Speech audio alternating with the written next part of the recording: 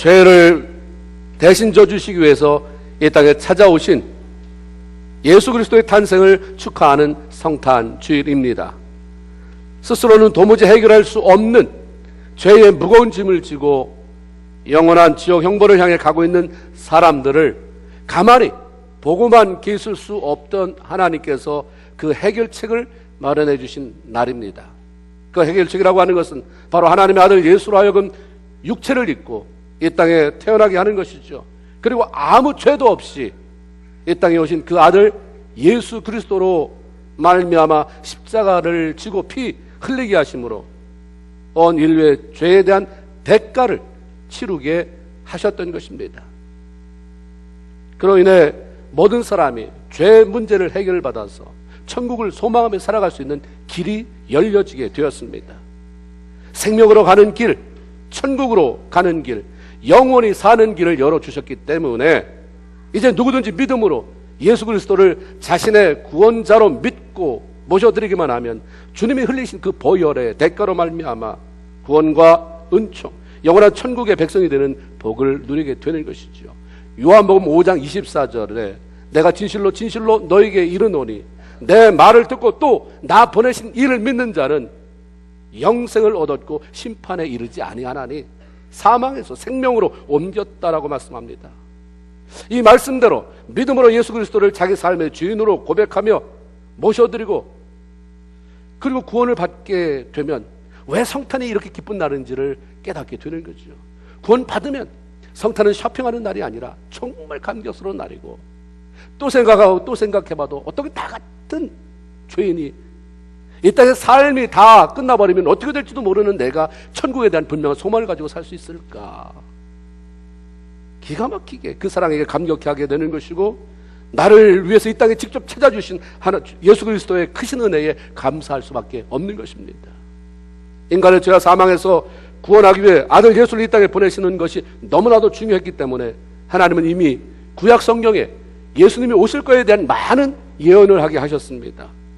미가서 5장 2절에 보면 구약 성경 미가서 5장 2절에 보면 베들레헴 에브라다야 너는 유다 족속 중에 가장 작을지라도 이스라엘을 다스릴 자가 내게로 나올 것이다 라고 하는 예언의 말씀이 있습니다. 하나님은 예수 그리스도의 탄생에 대한 장소까지도 말씀해 주셨습니다. 마리아가 임신했을 때 요셉과 함께 살고 있던 그 장소는 그 동네는 베들레헴이 아니라 갈릴리 나사렛이라고 하는 동네였습니다. 갈릴리에서 베들레헴까지는 170km. 근데 중간에 사마리아라고 하는 땅이 있거든요. 유대인들은 그 사마리아를 부정하게 여겼어요. 저 부정한 사람들이 사는 것을 거룩한 하나님의 백성이 통과하면 안 된다. 그 돌아갔습니다. 그 돌아가게 되면 60km가 더 보태쳐서 230km나 됐어요. 이 거리는 장정이 8일 동안 요셉이 사는 동네에서 베들레헴까지 한 남자가 걸어가는데 8일이 걸렸다고 합니다. 아무리 그것 시설이 좋다고 해도 뭐 좋은 일이 있다고 해도 좋은 병원이 있다고 해도 임신해서 만삭이 된 배가 부를 대로 불러온 아내를 데리고 이 먼 거리를 여행할 사람은 없을 것입니다. 그러므로 만일 요셉이 임신한 아내 마리아를 데리고 긴 여행하는 것이 불가능하다고 판단해서 그 당시 자기들이 살고 있던 그 나사렛 동네에 머물러 있었다고 한다면, 그래서 거기서 아이를 낳았다고 한다면 커다란 문제가 생기는 거죠. 바로 베들레헴에서 메시아가 탄생할 것이라고 수도 없이 예언을 했는데 그 예언한 하나님의 말씀은 모두 거짓말이 되기 때문이에요. 하나님이 하신 예언의 말씀이 일관성이 없어서 여기서는 이랬다 저기서는 저랬다, 어떤 건 맞기도 하고 어떤 것은 틀리기도 한다면 누가 하나님의 말씀을 믿으려고 하겠습니까? 맞지? 여기서는 틀려. 여기는 이렇게 말씀하셨지? 여기 이렇게 말씀하셨어. 다 거짓말이야. 하나님을 신뢰할 사람이 없을 거예요. 그래서 조금의 실수나 모순이 없으신 하나님께서 이 예언을 성취하시기 위해서 한 사건을 일으키셨는데 그것이 바로 로마 황제 가이사 아구스토를 통해서 인구조사를 실시하게 하신 것입니다. 자꾸 그 마음이, 인구를 조사하고 싶은 마음이 생기는 거예요. 그래서 가이사 아구스토는 제정 로마 시대의 최초의 황제로 자신이 많은 나라를 정복했는데 통치하는 나라들로부터 세금을 잘 걷어들이고 문제가 생기면, 폭동이 일어나면 빨리 가서 바로잡고 질서 잡기 위해서 인구조사의 필요성을 느끼게 됐습니다. 당시 인구조사는 황제의 명령으로 실시되는 것이기 때문에 감히 피정복국의 유대 백성으로는 무시할 수도 없고 그 명령을 거부할 수도 없었어요. 또한 인구조사가 나만 가서 하면 되는 게 아니라 김씨면 김씨, 박씨면 박씨, 그 문중이 다 모여서 온전하게 해내야 되기 때문에 내가 어디에 살고 있든 그때 내 사정이 어떻든 참가하지 않으면 안 되는 거죠. 무조건 고향을 방문했어야 돼요. 그래서 요셉도 마지못해서 배가 이제 만삭이 나서 언제 아이가 나올지 모르는 상황 속에서 그 마리아를 데리고 어쩔 수 없이 베들레헴으로 갔던 거죠. 아니나 다를까 베들레헴에 도착하자마자 한 여관에서 아들 예수를 낳게 되었고, 그로 인해서 예수 그리스도의 베들레헴 탄생에 대한 예언은 아주 정확하게 성취가 되어 버렸던 것입니다. 베들레헴에 도착했을 때 요셉은 마리아가 몸을 풀 수 있는, 아이를 낳을 수 있는 적당한 장소를 찾지 못했습니다. 이미 동네는 인구조사에 참여하기 위해서 고향을 방문한 수많은 사람들로 넘쳐났어요. 이미 먼저 도착한 사람들이 여관을 다 차지하고 있었기 때문에 방을 구하는 것은 포기해야 했습니다. 결국 마리아는 외양간에서 아이를 낳아야 했고, 낳은 아이는 강복, 즉 부드러운 천에 쌓여서 구유에 눕히게 되었습니다. 왜 하필이면 메시아로 오시는 분이, 인류의 죄를 구속하러 오시는 분이 호화로운 왕궁이 아니라 초라한 베들레헴에 태어났고, 짐승의 밥을 부어주는 그 구유통, 그 밥통 안에 태어나셔야, 누우셨어야 했을까. 베들레헴이 요셉의 고향이기도 하지만 이 동네 이름에는 떡집이라고 하는 아주 특별한 의미가 붙어 있었습니다. 장소 이름 자체가 예수 그리스도의 탄생은 이 땅에 영적 굶주림으로 죽게 된 모든 사람을 살리기 위해서 오신 그런 분이라고 하는, 이 땅에 떡으로 오신 분이다 라고 하는 것을 이미 알려주고 있죠. 이 예언의 말씀을 아시는 것처럼, 이 의미를 아시는 것처럼 30년 후에 예수님이 본격적으로 설교하시고 사역을 시작할 때 그 설교 중에 자신을 가르쳐 이렇게 말씀합니다. 요한복음 6장 48절, 내가 곧 생명의 떡이다. 난 떡이다, 떡. 이 땅에 떡으로 왔다. 요한복음 6장 51절에 나는 하늘로부터 내려온 산떡이니 사람이 나 이 떡을 먹으면 이 생명을, 영생을 얻게 된다. 예수님께서 짐승의 밥통인 구유에 누이신 것도 예수님은 아주 처음부터 이 땅의 모든 사람을 살리러 오신 밥이다. 나는 밥이다. 그냥 먹어라. 나를 뭘 잘 모시려고 하지 말고, 난 섬기러 왔기 때문에, 죽으러 왔기 때문에, 난 먹히러 왔기 때문에 먹어라. 하나님이 이렇게 장소 하나를 선택하실 때에도 예수 그리스도께서 이 땅에 오신 이유를 분명히 알려주는 의미 깊은 곳을 선택하셨습니다. 오랫동안 예언되고 계획되었던 메시아, 모든 인간을 죄와 사망으로부터 해방시키기 위해서 메시아가 이 땅에 오신 사건이 너무나도 놀라워서 그 의미를 아는 사람, 이해하는 사람이라면 누구라도 기뻐하지 않을 수 없고 놀라지 않을 수 없는 거죠. 그래서 하나님은 천사들을 통해서 이 기쁘고 놀라운 사실들을 사람들에게 알려주게 하셨습니다. 그래서 천사가 찾아간 사람은 바로 한밤중에 자기 양떼를 지키던 목자들이었습니다. 팔레스틴이라고 하는, 저 유대 땅이라고 하는 중동 지역 다 마찬가지지만 이 사막 지역의 특징 가운데 하나는 하늘이 맑다는 거예요. 밤하늘이 별이 쏟아져요. 얼마나 별이 많은지 쏟아질 것 같아요. 이곳 맑고 환하고 아름답고, 이게 팔레스틴 지역의 밤하늘의 모습입니다. 목자들이 이런 별빛 아래서 잠들어 있는 양떼를 지키며 때로는 두런두런 얘기도 하기도 하고 별을 바라보면서 주님을 생각하기도 하고, 그 고요함을 즐기고 있을 때 두려워하지 않을 수 없을 만큼 엄청난 영광의 빛이 그들에게 나타난 것입니다. 대낮보다 더 환한 빛이 비춰질 때 그 곁에 한 천사가 나타나서 무서워하지 말아라. 보라, 내가 온 백성에게 미칠 큰 기쁨의 좋은 소식을 너에게 전해줄 것이다. 오늘날 다윗의 동네에 너희를 위해서 구주가 나셨으니 곧 그리스도 구주라. 이렇게 우렁찬 소리로 메시지를 선포하는 것이었습니다.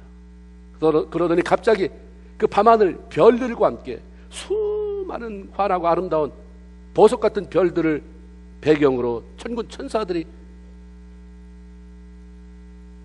지극히 높은 곳에서는 하나님께 영광이요, 땅에서는 하나님이 기뻐하신 사람들 중에 평화로다는 합창으로 하나님을 찬양하는 그런 놀라운 기적이 발생했습니다. 예수 그리스도의 탄생은 하나님께 영광이 될 뿐만 아니라 사람들에게는 죄로 인해 막혔던 하나님과의 관계가 열림으로 말미암아서 진정한 평화를 누릴 수 있는 길이 열려졌다고 하는 거죠. 그러면 왜 예수님의 탄생의 메시지가 하필이면 베들레헴 들판에서 양을 치던 목자들에게만 전해졌을까 하는 것입니다. 당시 이스라엘에서 양을 치는 것은 보편적인 거예요. 목자들은 동방박사처럼 존귀한 자들이 아니라 신분이 아주 천한 것입니다. 그 보잘것없는 사람들이었습니다. 그런데도 불구하고 하나님께서 목자들에게 천사를 보내서 예수 그리스도 탄생의 소식을 전해준 이유는 메시아의 탄생은, 예수 그리스도의 오심은 가난한 자나 부한 자나 귀한 자나 천한 자나 할 것 없이 모두가 들어야 할 참 기쁜 소식이라고 하는 의미를 가지고 있는 것이죠. 부자만 들어야 되느냐? 아니다. 가난한 자만 들어야 되느냐? 아니다.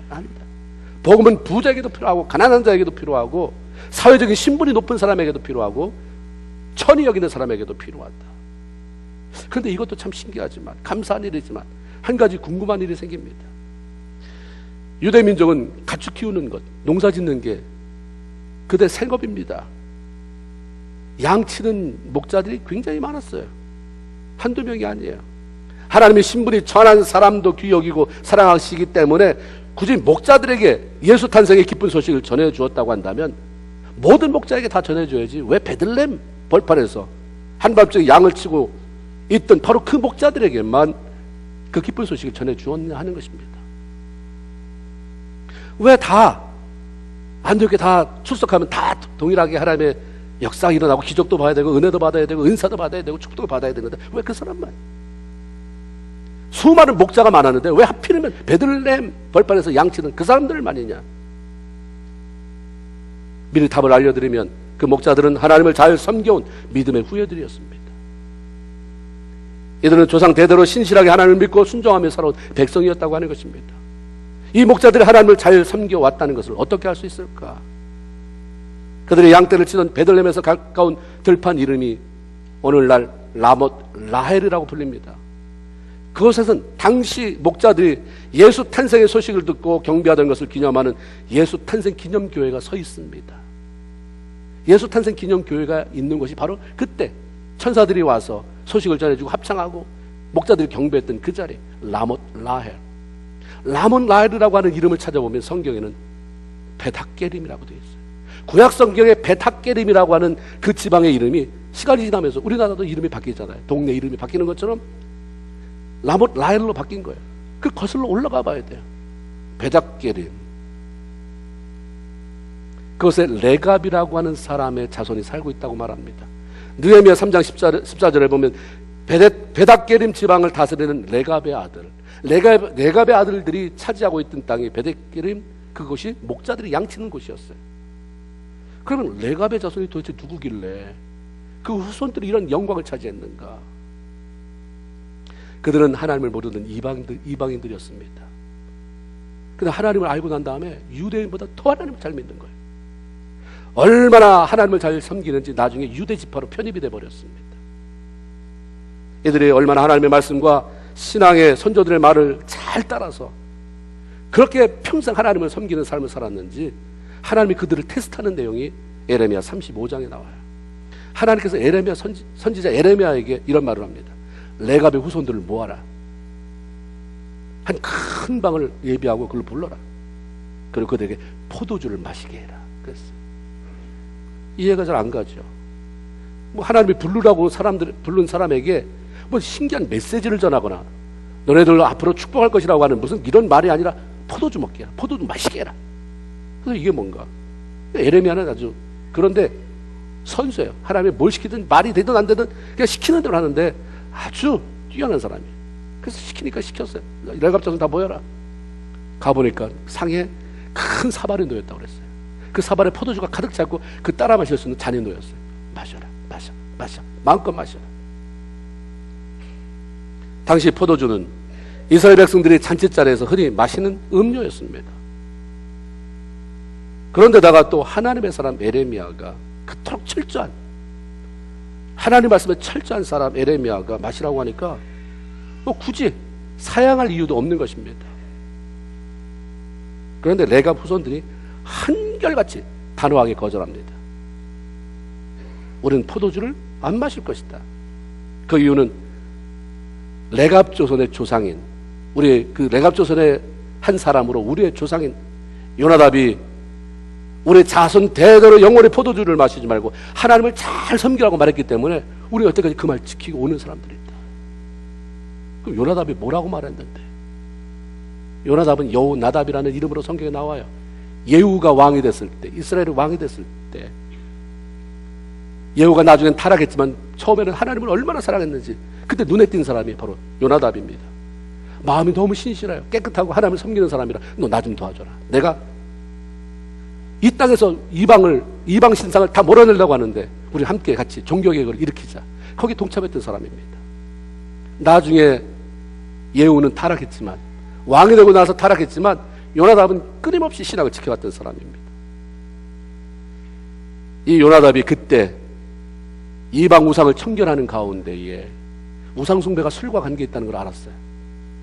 술에 취해서 세상 향락과 음란에 젖어 있는 모습들을 보면서 자신의 자녀들과 후손들에게 절대 포도주를 마시지 말라고 했습니다. 마셔도 되지만 너희들 마시지 말아라. 술과 더불어 하나님을 제대로 섬길 수 없다고 생각한 요나단은 그들 자녀들에게 포도주를 마시지 않을 뿐만 아니라 포도주를 재배하지 말아라. 차라리 목축업해라. 목축업. 그 집을 가지고 있을 생각하지 말아라. 너무 좋은 집을 가지려고 한다면 욕심이 생겨서 하나님을 떠날 수밖에 없다. 그냥 장막 텐트 치고 양떼 키우면서 하나님을 대대로 섬기면서 하나님을 사모하며 살아라. 이게 명령이에요. 이 요나답도 귀하지만 300년이 넘도록 이렇게 따라준 그 백성들도, 그 후손들도 너무 대단한 거예요. 요나답의 부탁을 받고 세상 것 자꾸 끊었어요. 그 하나님을 바라보며 살았습니다. 뭐 안 먹겠다는데 예레미야가 무슨 원수자다가 그냥 입에다 그 포도주를 붓겠습니까? 그러고 나서 일단락이 맞춰지니까 메시지가 들려오는 거예요. 하나님의 메시지가. 하나님이 그들 테스트한 거예요. 그 앞에 유다의 고관대작이 앉아있는데 그들에게 보여주려고 했던 것입니다. 레갑의 아들 요나답이 그 자손에게 포도주를 마시지 말라 한 그 명령은 실행되었다. 그들은 선조의 말을, 명령을 순종하여 오늘날까지 마시지 아니하였거든. 내가 너희에게, 유다 백성입니다, 너희에게 부지런히 말하고 또 말하여도 너희는 내 말을 귀뚱으로 또 듣지 않고 늘 내 말을 어기는 도다. 하나님은 유다 레갑 족속에 요나답 후예들이 철저하게 신앙생활하는 모습을 보면서 유다 백성들, 유다의 고관 대작들을 깨우치기 원했던 것입니다.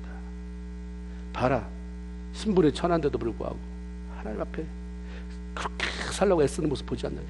너희는 다 여기 유다에 내노라 하고는 지도자가 여기 같이 있는데 너희는 어떠냐. 내가 그렇게 나 하나님이라고 말하고 그렇게 수도 없이 내가 너희들에게 메시지를 정하고 이렇게 하지 말아라, 이렇게 따라와라, 이렇게 정리하고 살아라, 내 말을 들은 적이 있느냐. 어떻게 레갑 족속 본래적으로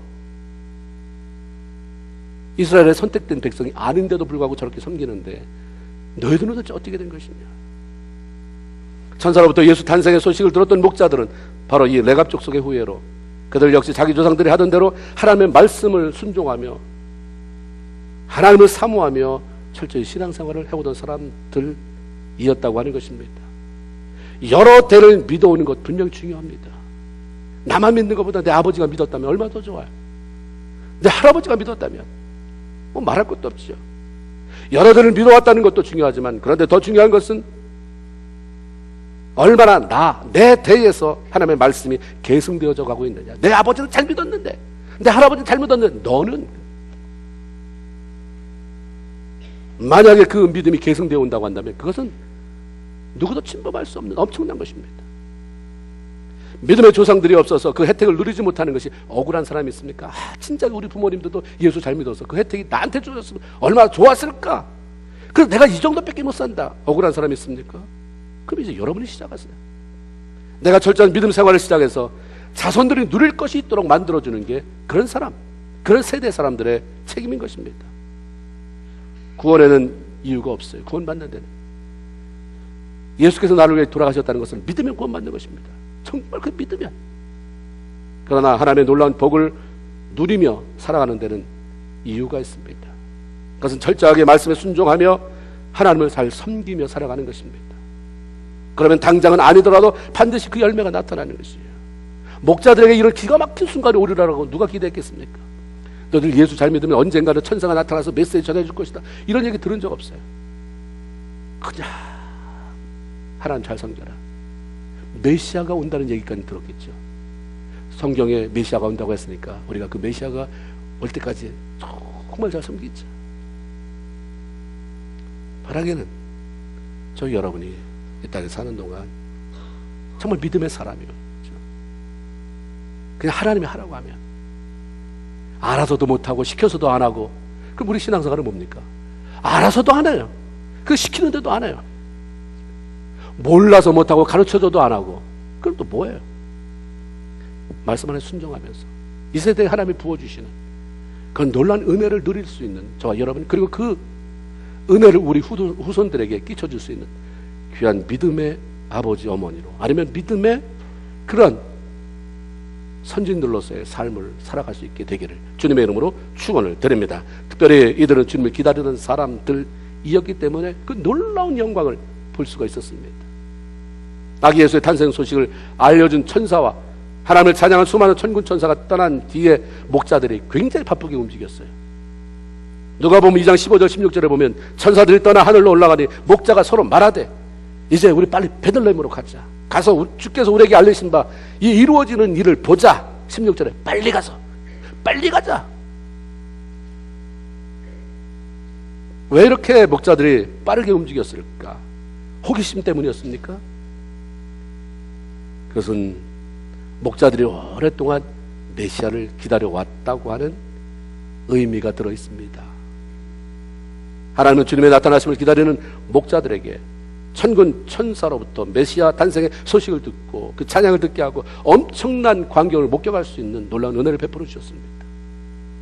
주님을 사모하고 만나고 싶어 기다리는 사람들,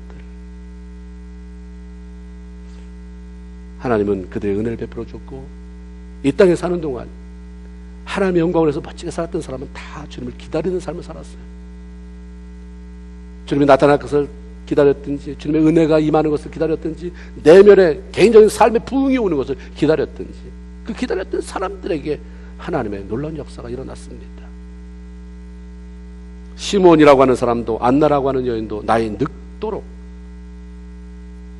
주님의 나타나심을 기다리는 삶을 살았어요. 주님 메시아가 나타난다고 했는데 어젠가 오늘인가 언젠가 끊임없이 기도. 다행히도 그들은 그 늙은 나이에 메시아를 만나고 이제는 됐다. 지금 죽어도 여한이 없다고 그러고 세상을 떠났잖아요.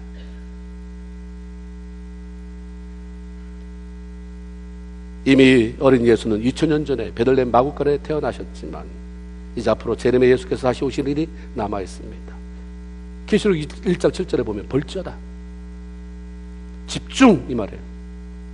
집중해봐라 한번. 볼지어다, 구름을 타고 다시 오시리라. 각인의 눈이 그를 보겠고. 누군가를 간절히 기다린다는 것은 기다리는 그 대상이 좋다는 것이고 그를 위해 준비하고 있다는 것을 의미합니다. 좋아하고 보고 싶고 사랑하는 사람에 대한 기다림은 지루한 것이 아니라 기대감으로 설레게 만듭니다. 주기철 목사님 같은 분은 길을 가다가 하늘에 구름만 나타나도 혹시 저 구름을 타고 주님이 오시는 게 아닌가 하고 그 자리에서 하늘을 오랫동안 바라봤다고 그러고, 많은 믿음의 사람들은 집에서 일을 하다가 큰 소리가 나면 어이쿠 이게 무슨 소린가, 가슴에 철령이 아니라 주님이 오시는 소린가라고 밖으로 뛰어나가 보기도 했고, 그런 기다림 속에 살았으니 얼마나 대단한 역사를 이루면서 한 세대를 살았겠습니까? 노세 젊어서 노세가 아니라 내가 사는 동안에 주님을 만나봤으면 좋겠다, 주님 오심을 봤으면 좋겠다니까 다 하늘을 바라보게 되고 늘 주님을 사모하게 되고 기다리게 되고, 기다리니까 이 꼴로 주님을 만날 수 없어서 늘 내가 옷이 괜찮은가, 내 몰골이 괜찮은가를, 내가 지금 살아가고 있는 모습이 괜찮은가를 점검하게 되는 것이고, 기다림이 없으니까 막 사는 거예요. 자기 마음대로 사는 것입니다. 주를 기다림은 사람으로 하여금 자신을 살피며 경건하게 살도록 만들어줍니다. 주를 기다리던 사람들이 주님의 탄생을 목격할 수 있었던 것처럼 재림의 주도 그분을 기다리고 사모하는 사람들이 맞이하게 될 것입니다. 복된 성탄, 주님의 그 주신 생명으로, 그 기쁨으로 여러분 마음이 가득 차서 그 기쁨을 나누고 싶은 마음이 여러분에게 생겨나게 되기를 바라고, 또다시 이제 곧 오시게 될 주님을 기다리는, 그래서 잘 준비하는 자기의 삶을 아름답게 단장해가는 저와 여러분 다 되기를 주님의 이름으로 축원을 드립니다. 아멘. 하나님 고맙습니다. 오늘 복된 성탄절